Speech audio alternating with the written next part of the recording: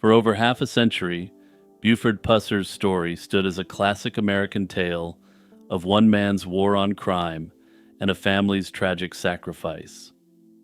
The rural Tennessee road where his wife was slain in an alleged ambush became a symbol of both heroism and heartbreak. Hollywood turned his tale into the iconic movie Walking Tall, not once but twice, cementing Buford's legacy as a tough, no-nonsense sheriff who wouldn't back down. But in a shocking turn of events, nearly 6 decades later, investigators now say this folk hero lawman was likely the one who pulled the trigger the night his wife perished. Buford Pusser wasn't a typical small-town sheriff. Standing 6 feet 6 inches tall and built like the wrestler he once was, he cut an imposing figure from the moment he took office in McNairy County, Tennessee, in 1964. At just 27 years old, the youngest sheriff in Tennessee's history, he wasted no time cleaning up his county. He quickly earned a reputation for cracking down on moonshine, gambling parlors, and other vices along the Mississippi-Tennessee state line. According to the official narrative, he waged what locals called a one-man war on vice. By one count, he shut down 87 illegal whiskey stills in a single year, directly striking at the profits of local crime syndicates. Groups like the State Line Mob and the Dixie Mafia soon learned that the towering young sheriff would not go easy on them. In the span of a few years, Buford survived over a dozen attempts on his life. Nothing, it seemed, could sway this determined lawman from walking tall in the face of danger. In the pre-dawn hours of August 12, 1967, tragedy struck Buford's family and transformed his legend. According to the account Buford gave at the time, he received a call about a disturbance on a rural road. Despite the early hour, his wife Pauline insisted on accompanying him on the response. As their car passed a church, a second vehicle suddenly roared up alongside them and opened fire into the lawman's car. A storm of lead sprayed through the windshield and windows. Pauline was hit in the head and perished, while Big Buford himself was struck in the face, shattering his jaw. Bleeding and in shock, the sheriff managed to drive away from the attackers before crashing. When help arrived, Pauline was beyond saving, and Buford was barely clinging to life. He spent 18 days in the hospital and underwent multiple surgeries to reconstruct his damaged face. The community was horrified by the brazen attack, and by the official telling, it was a very direct attempt on the life of the sheriff by the very criminals he'd been tirelessly fighting. Buford's version of the ambush quickly became the official story. Even as he recuperated from his wounds, the grieving sheriff vowed to hunt down the people responsible for Pauline's slaying and bring them to justice. He told investigators that he recognized at least some of the assailants. In particular, Buford named a notorious Dixie Mafia figure, Kirksey Nix, as the likely mastermind behind the attack. Though no arrests were ever made, the narrative was clear. Buford's relentless war on organized crime had provoked vicious enemies to strike back at him in the most personal way. The case was effectively closed in 1967, built largely on Buford Pusser's own statement of events and his reputation as an incorruptible officer. In the public eye, Big Bad Buford emerged not only as a fearless crime fighter, but now also as a tragic hero who had paid a terrible price for his bravery. After Pauline's funeral, Buford returned to duty scarred but undeterred, with a new personal mission: to avenge his wife's passing, even if it meant using extrajudicial means. In the years that followed, he reportedly pursued the matter on his own terms. Officially, the investigation into the ambush went cold for lack of evidence, but stories swirled that might have taken justice into his own hands. One by one, several of the men he accused of involvement in the ambush met violent ends.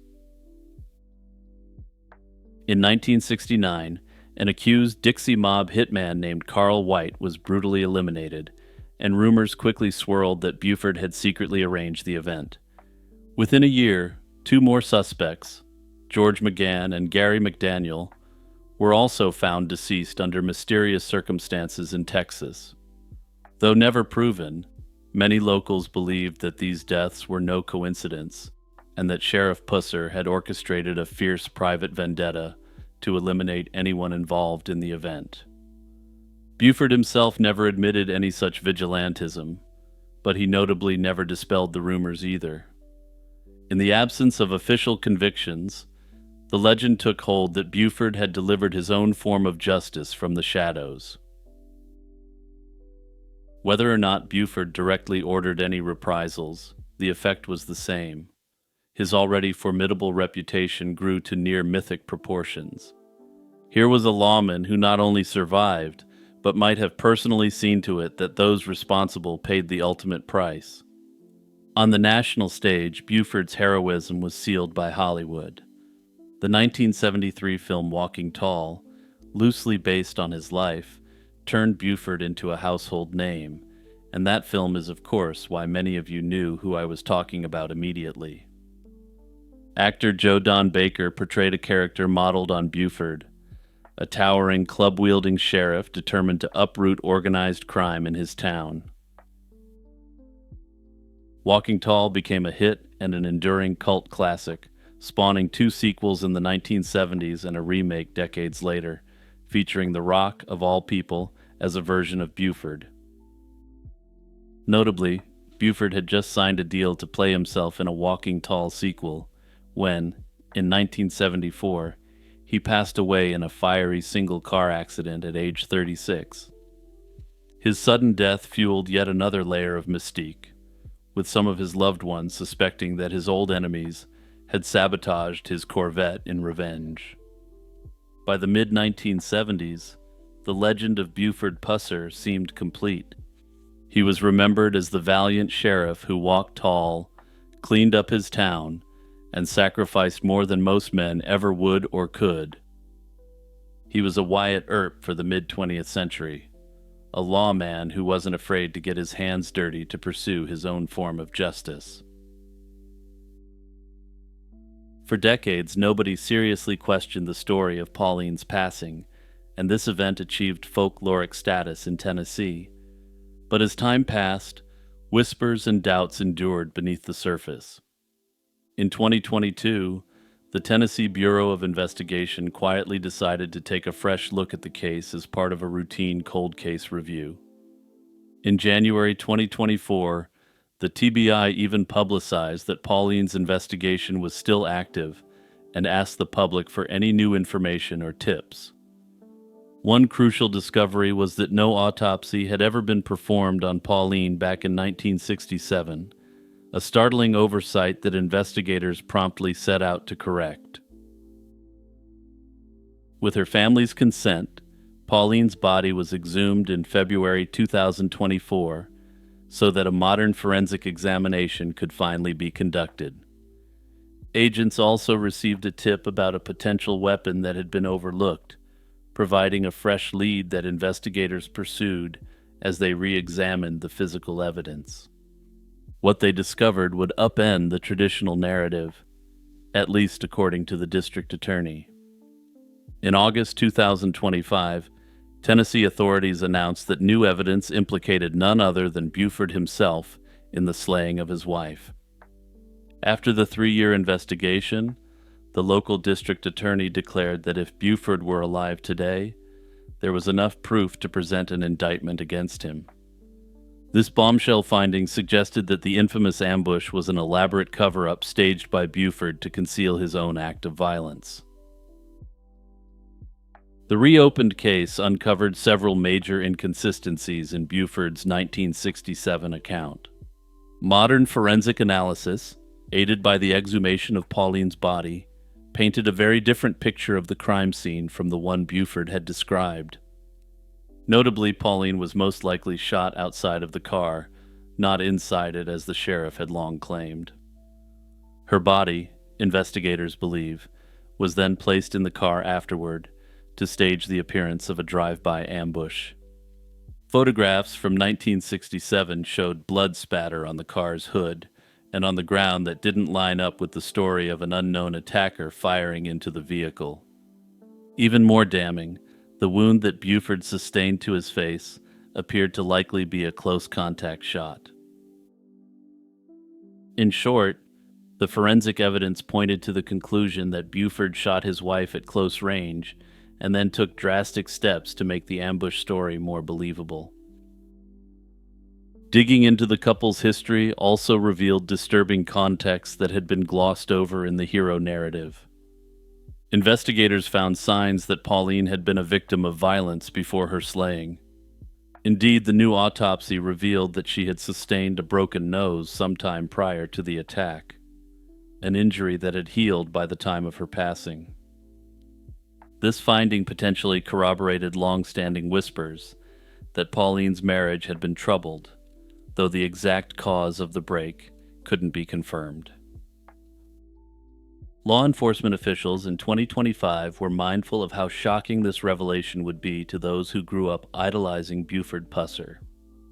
At a press conference announcing the findings, the district attorney even acknowledged that many officers had chosen careers in policing because of the walking tall legend.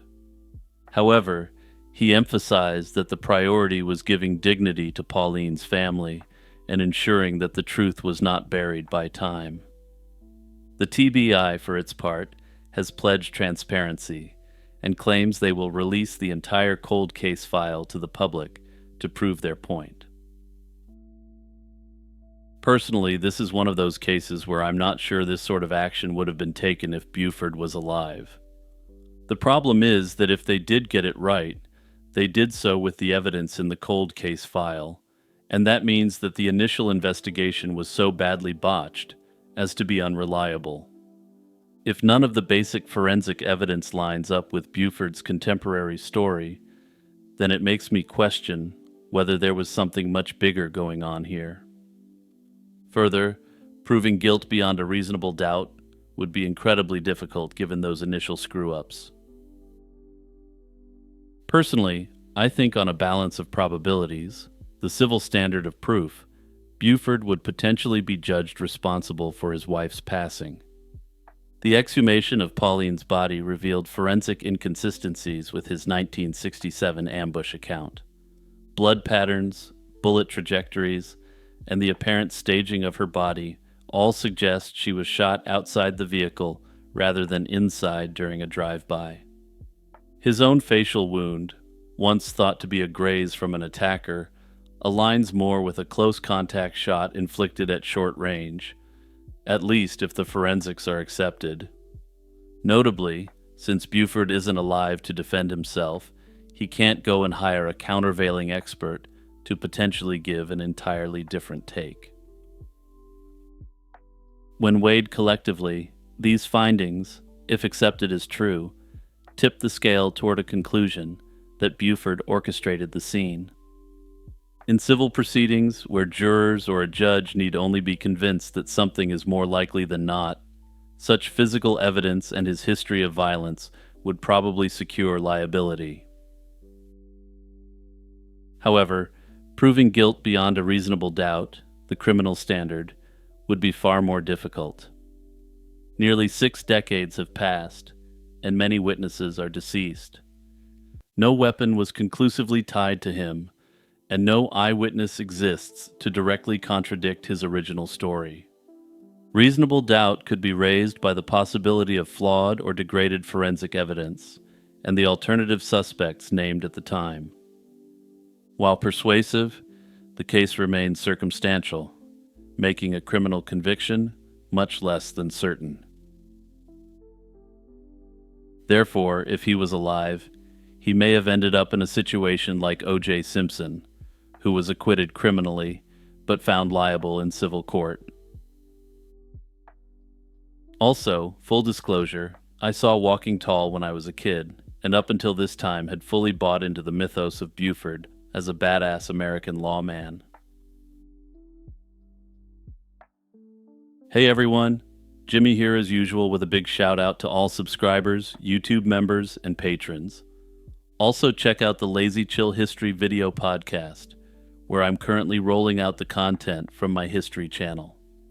I've included the link in the description, so feel free to drop in over there and leave a comment and follow me there too.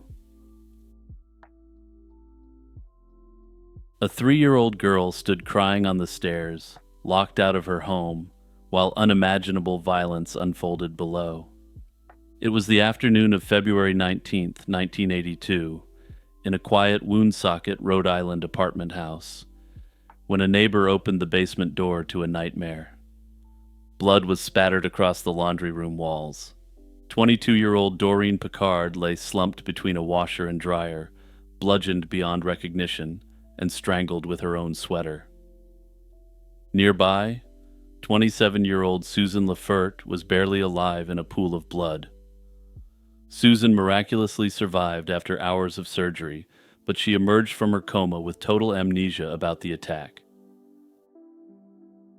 With Susan unable to remember the attack and a toddler the only other witness, detectives had little to go on in 1982. The perpetrator had left behind a bloodied 28-inch pipe in the basement, but no fingerprints could be lifted from it.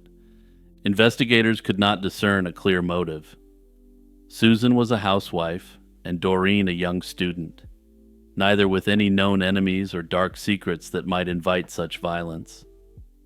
Detectives were struck by the ferocity of the crime, and early theories ranged widely. The attacker could have been a stranger responding to a classified ad, since Lefert had advertised puppies for sale. Doreen's distraught family began their own inquiries and pressed authorities not to give up. Doreen's father even received an anonymous phone call warning him to stop pursuing the case, a chilling sign that someone was nervous about the family's search for the truth. But despite their persistence, months turned into years with no arrest. The case slowly went cold, and the community remained on edge knowing a predator was still at large. The long-dormant case gained new momentum after a 1988 feature on Unsolved Mysteries, which brought in fresh tips. I feel like this show needs no introduction, but if you're not familiar with it, it showcased unsolved crimes and other mysteries. In 1990, a crucial lead finally emerged. A local man, 36-year-old Daniel Shaw, came forward and implicated his friend Beaver Tempest in the crime. Tempest, a 37-year-old truck driver, was a friend of the Lafert family and had visited the house that day to pick up a pit bull puppy they offered him. Tempest had been on police radar since 1982, but there was never enough evidence to charge him until these new witnesses emerged. There were even rumors that Tempest had been having an affair with Susan, a situation that could have led to a heated confrontation in the basement. In June 1991, Tempest was finally indicted for Doreen Picard's slaying, nearly a decade after the crime, and the case went to trial the following year. At trial, Rhode Island prosecutors laid out a dramatic narrative of jealousy and rage. They argued that Tempest got into a violent argument with Susan in the basement, and then fatally attacked Doreen when she unwittingly walked in on the scene. According to this theory, he strangled Doreen with her own sweater and bludgeoned both women with a metal pipe before fleeing. It was a compelling story, but it lacked any physical evidence, and nothing at the scene tied Tempest to the crime. Instead, the prosecution's case hinged on a handful of acquaintances who claimed that, in the years following the attack, Tempest had privately confessed to them. These witnesses had checkered histories involving significant criminal activities, calling their credibility into question. One witness even claimed Tempest bragged that he would get away with it because he had family members in law enforcement. Still, taken together, the testimony of these individuals painted Tempest as a man who had boasted about committing the crime. In April 1992, the jury found Beaver Tempest guilty in Doreen Picard's demise. He was sentenced to 85 years in prison, but Tempest continued to insist he was innocent, even as he was led away in handcuffs. For many locals, the conviction brought relief that someone was held accountable, but others were uneasy with how it was obtained. The Tempest family's deep ties to law enforcement fueled debate. Raymond's late father had been a highly placed Woonsocket police official, and his brother, Gordon Tempest, was a sergeant in the department who took part in the early investigation. Some thought the family's connections had helped Raymond evade suspicion, while others believed internal police rivalries had made him a target. In a startling twist after the trial, Gordon Tempest was convicted in 1993 of perjury for lying under oath about aspects of another case. The sight of a police officer, the defendant's own brother, being punished for lying about evidence added to the doubt surrounding the investigation. This fact seemed to seal the idea that Beaver had done it, and his corrupt family had covered for him. This, of course, matched the narrative that Tempest himself allegedly had spun up. For the next 2 decades, Beaver Tempest pursued every legal avenue to prove he had been wrongfully convicted. Eventually, the New England Innocence Project took up Tempest's case. They re-examined the old evidence and uncovered stunning new information. For example, one key witness had initially given a statement that contradicted her trial testimony. Inconsistencies the state never revealed to the defense. They also discovered that the detective's original informant was a man with a personal grudge against the Tempest family, and that fact was never shared with the defense either.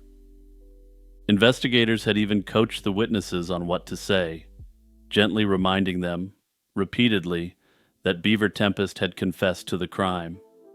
Piece by piece, Tempest's team built the case that his 1992 conviction was founded on unreliable, manipulated evidence. In 2015, Tempest's lawyers filed for post-conviction relief. A Rhode Island Superior Court judge agreed that the original trial was flawed to the point that Beaver Tempest was denied his constitutional right to a fair trial. In July 2015, he vacated Tempest's conviction, ruling that prosecutors had withheld exculpatory evidence. After spending 23 years in prison, Tempest was released on bail that fall, awaiting a new trial. The next year, 2016, the Rhode Island Supreme Court upheld the decision, affirming that Tempest's conviction couldn't stand given the misconduct and new evidence. For the first time in over 2 decades, Tempest was out from behind bars, at least for the time being.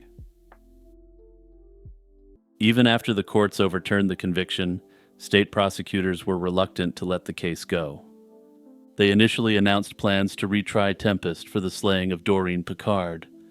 By then, the evidence against him had been severely undermined, and memories had faded. Rather than risk a second trial and a possible life sentence, Tempest made a consequential choice. In December 2017, he entered an Alford plea, a legal mechanism whereby a defendant doesn't admit guilt, but acknowledges that the prosecution has enough evidence to convict. In exchange, he received a sentence of time served. This meant that, with the decades he had already spent behind bars, Tempest would serve no further prison time. He walked out of court a free man, still proclaiming his innocence, even if he had to legally say there was evidence to convict him. And just to put this in perspective, he faced 2 choices: to either take the Alford plea and get released immediately, or to roll the dice with the rest of his life after decades in prison. If he is indeed innocent, despite the Alford plea, then that must have been a hell of a difficult decision to make. Ultimately, it remains unclear what really happened to Doreen and Susan that day in February. The case is officially closed, and Beaver Tempest has officially been convicted of the crime. Unfortunately, this is a case where a botched investigation has prevented true justice from being served in any event. If Beaver did it, he's now out free when he should still be behind bars for the attacks. If he's innocent, Beaver now has this millstone around his neck for the rest of his life, and the guy who actually did it could still be walking free, knowing he got away with it completely. Imagine you learned that your life, every single moment, from your greatest triumphs to your most mundane days, will happen again and again, exactly the same way, forever. No changes, no edits, just an infinite rerun of everything you have experienced. This mind-bending question might sound like science fiction, but it lies at the heart of a profound philosophical idea. The concept of eternal recurrence proposes that time is not a one-way street, but a circle, that all events may repeat themselves in an endless loop. It's an idea that has captivated thinkers for millennia, with many cultures even symbolizing it through the Ouroboros, a snake swallowing its tail, as a sign of eternal cycles. The notion that time could be cyclical has deep roots in human thought. Indeed, long before modern storytellers toyed with time loops, ancient philosophers and religious traditions imagined the universe as an endless cycle. For example, Pythagorean thinkers in ancient Greece believed in the transmigration of souls, a form of reincarnation where souls are reborn over and over in different bodies. In Eastern philosophies like Buddhism, the wheel of time turns endlessly. The cosmos undergoes infinite cycles of creation and destruction, and living beings are caught in samsara, the repeating cycle of birth and rebirth. Even outside of spiritual contexts, early Greek thinkers noted circular patterns in nature and history. Aristotle described time itself as a circle, with seasons repeated in a reassuring rhythm year after year. Greek philosophers like Empedocles even imagined cosmic history as an endless cycle of elemental forces coming together and breaking apart, only to repeat forever. These ideas were, in essence, borrowing the idea that seasonality also applies to the entirety of the cosmic order itself. One school that took the idea of cosmic repetition seriously was the Stoics of ancient Greece and Rome. The Stoic philosophers proposed that the universe unfolds in recurring epochs. Some Stoics even went so far as to argue that in each new cycle, everything repeats exactly in the same sequence. Such cyclical ideas stood in stark contrast to the later linear view of time promoted by Christianity, which saw history as a one-way journey with a clear beginning and end. As the influence of Christianity grew, these ancient notions of eternal cycles became less prominent in Western thought. However, the fascination with cosmic loops never completely disappeared. Even modern cosmologists explored the idea that the universe might undergo endless cycles of big bangs and big crunches. This hypothesis remains unproven, but it shows how strongly the idea of recurrence grips the imagination. In the 19th century, Friedrich Nietzsche famously revived the concept of eternal recurrence as a provocative thought experiment rather than a scientific theory. It was a daring move in an intellectual climate that assumed history was linear, unrepeatable, and always destined towards upward progress. Nietzsche asked the reader to imagine a striking scenario. A demon suddenly whispers that your life, exactly as you have lived it, will repeat itself innumerable times.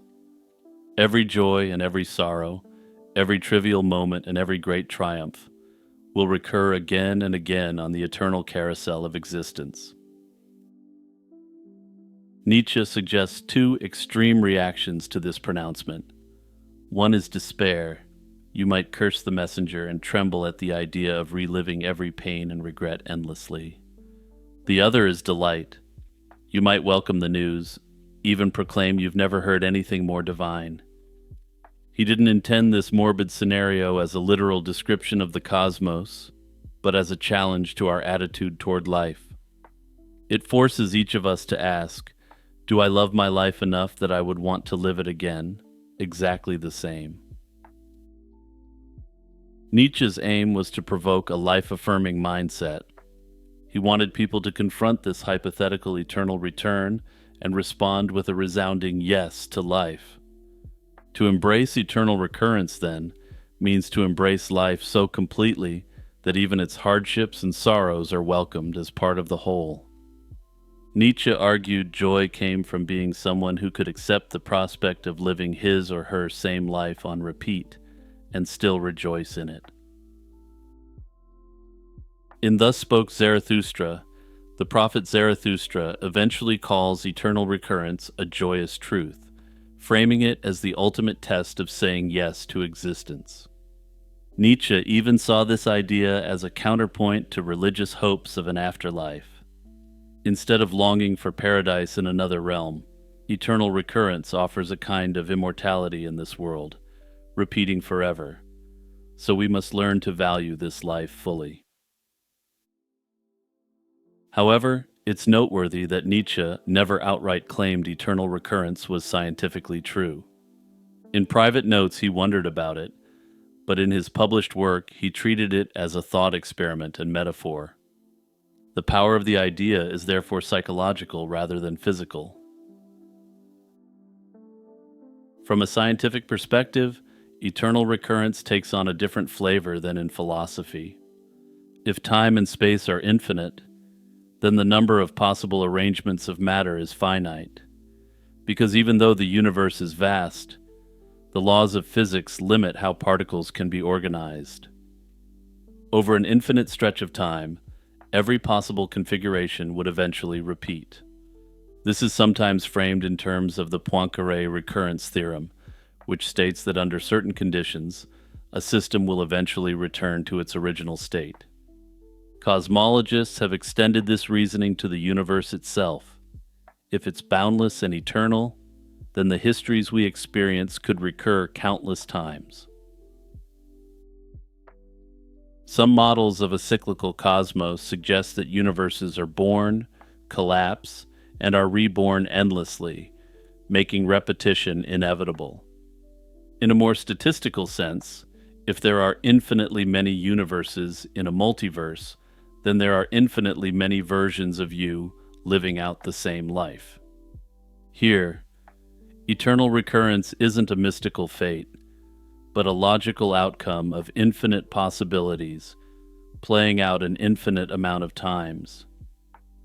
It implies that our existence isn't unique, but one of endless reruns written into the mathematics of infinity. And again, much like Nietzsche's thought experiment, it suggests that we ought to live our best life, because it's the only life we have. In the end, if one accepts this theory, we can be cursed or blessed to live the one life we're forced to live an infinite amount of times.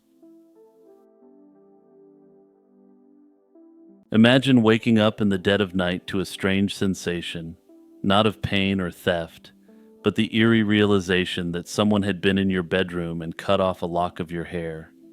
It sounds like a campfire horror story, yet in 1942, the people of Pascagoula, Mississippi, lived this nightmare. An unknown prowler dubbed the Phantom Barber crept into homes at night and sheared off people's hair as they slept, disappearing into the darkness without a trace. Interestingly, there's credible evidence to suggest this weird occurrence was actually a psychological operation carried out by the Axis powers. In the early 1940s, Pascagoula was a town on edge even before the Phantom Barber arrived. The population had tripled almost overnight due to the boom at the local shipyard due to the global conflict that had engulfed the world.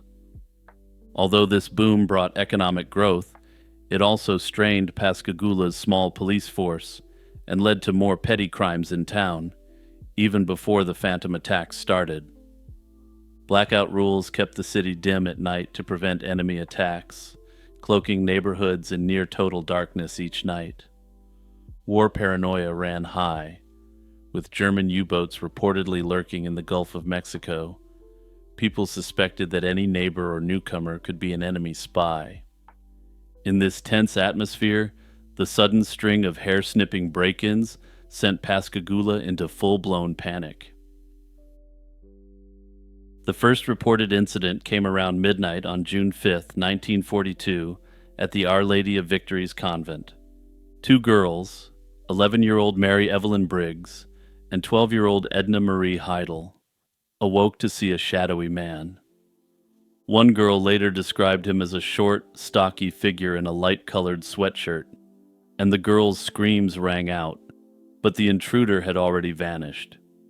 Each girl found a chunk of her hair had been neatly clipped off, and the two youngsters were both shaken and stirred, but otherwise unharmed. Just a few days later, the phantom barber struck again. This time the target was 6-year-old Carol Petty, who was asleep in her bedroom across town on a Monday night. The intruder cut open the window screen and crept in while Carol and her twin brother slept. By morning, Carol's lovely blonde curls had been cruelly shorn. Her brother, beside her, didn't appear to have any of his hair taken. The bold prowler once again vanished without seriously harming anyone, taking only stolen locks of hair. At the Petty home, investigators did find one clue: a sandy footprint on a chair beneath the window, suggesting the culprit had stood there to enter and exit. The community was alarmed and baffled, and law enforcement was stumped. The police chief admitted he couldn't imagine what would drive a person to commit such bizarre break-ins. Aside from the cut window screens and an occasional footprint, the phantom left little trace. All the targets so far were young and female, which led parents to dread that their own daughters might be next. Many residents began sealing their windows shut despite the summer heat. Then the pattern shifted dramatically. In mid-June, the intruder invaded the bedroom of the Heidelbergs, a local couple, and attacked them with an iron bar. Both survived, but the violent assault marked a dangerous escalation from the earlier hair thefts. Some in town questioned if this was even the same perpetrator, since nothing was stolen, not even hair, and the brutality was unprecedented. Nevertheless, police believed the phantom barber had turned violent. The very next week, a final incident seemed to confirm the barber's evolving tactics. A woman named Miss Taylor woke feeling a nauseating smell, and later discovered a portion of her hair had been cut off while she was unconscious. Investigators suspected the intruder used an anesthetic to keep her asleep while he took her hair. It was another brazen break-in and assault, though fortunately Miss Taylor was not otherwise harmed. For several weeks that summer, Pascagoula felt under siege by an invisible menace. With a prowler literally cutting hair off people's heads, everyday life took a surreal turn. Men refused to leave home for night shifts at the shipyard, insisting on guarding their families, causing significant delays in building ships for the fight against the Axis. Nearly every able-bodied man armed himself and joined in local neighborhood watch groups, again leading to diminished output at the local factories. The authorities publicly promised that they would have the case fully wrapped up by July 1942 and deployed all their resources to catching the phantom. In a rare move, the Army relaxed the town's nighttime blackout restrictions to shed a bit of light on the streets, hoping to make it harder for the prowler to hide. Despite these efforts, July 1942 arrived with no arrests and no new leads. The phantom barber seemed impossible to catch. To make matters stranger, a rash of other nighttime intrusions was reported nearby. In those incidents, the prowler did not cut hair at all, but would slice open window screens and scatter clothing and dishes around the homes. Whether this was the phantom barber indulging in further mischief, or a copycat playing pranks, nobody could say. Finally, in August 1942, the case took a turn, which suggested that this whole string of incidents may have been something even more sinister. Police arrested 57-year-old William A. Dolan, a chemist who had studied in Germany, and accused him of being the phantom barber. He was initially brought in due to his feud with the Heidelbergs, the couple who had been viciously attacked, and the authorities wasted no time pinning the scare on Dolan. The police chief speculated that Dolan's goal in the haircutting spree was to impair the morale of workers, effectively accusing him of being a saboteur on behalf of the Germans. Notably, neighbors whispered that Dolan had very strong pro-German sympathies. The narrative quickly formed that this disgruntled, German-educated chemist had terrorized Pascagoula as the Phantom Barber. Dolan was formally charged, not with the hair snippings, but with the attack on the Heidelbergs. That was the most serious offense, and the one charge authorities felt confident would stick, and his trial was swift. Fueled by the community's palpable relief and anger, the jury took only a few hours to convict Dolan of the assault, and the judge handed down a 10-year prison sentence. At last, Pascagoula could sleep peacefully again, convinced that the nightmare was over. For the first time in months, residents let their guard down, believing the Phantom was safely behind bars. Years later, doubts began to surface about whether Dolan was really the Phantom Barber.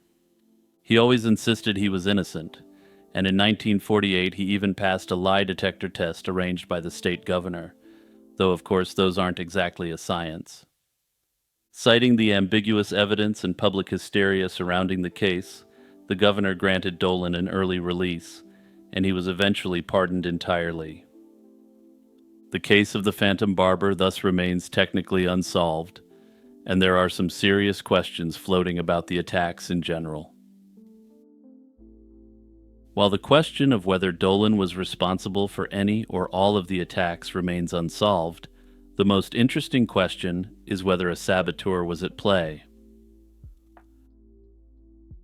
The prevailing wartime theory was that a German agent or sympathizer carried out the attacks to undermine local industrial production through fear. The Phantom Barber's timing and effect, causing skilled workers to stay home, did hurt the shipyard output, lending some credence to this idea. Although no direct proof of spy activity was found, this idea made sense to many frightened residents in 1942. Some have speculated that if it was discovered that German agents were at play, this information wouldn't have been released to the public. Americans were already worried about foreign agents disrupting factory production, and confirmation that this really happened would have caused even more disruption. However, after relations with Germany and the United States normalized, there was no indication that sabotage took place in Pascagoula. That said, it's always possible that the records related to any such psychological operation were destroyed, or that the people responsible either weren't alive or weren't talking. Interestingly, some have speculated that aside from the attack on the Heidelbergs, that the entirety of the incident could be chalked up to mass hysteria. Under this theory, the Phantom Barber never actually existed, and was simply a manifestation of the fear and anxiety felt on the home front during the conflict. Ultimately, whether a German agent or sympathizer carried out the attacks to disrupt industrial output will continue to remain an unsolved mystery.